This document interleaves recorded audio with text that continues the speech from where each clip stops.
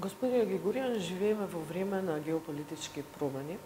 Најавени се кратења на повеќе средства за повеќе организации, меѓу кои на Обединетите нации. Но дали ќе се реализираат сите проекти и програми што се планирани за ова и за следните години во Северна Македонија? Yeah, indeed, we are living difficult times. Maybe just to name few programs that in these difficult times we prioritize and we want to continue with them.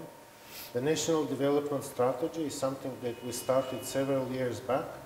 Probably the second one is a very unique partnership between UNDP, European Bank for Reconstruction and Development, Government of North Macedonia, and a number of other partners, which we call Green Financing Facility.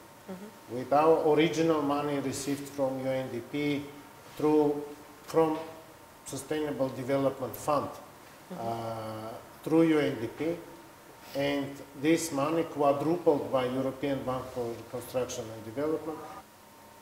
The last on the top 3 of the programs that, irrespective of the financial situation, we would like to continue is the program that is called EU for Prespa.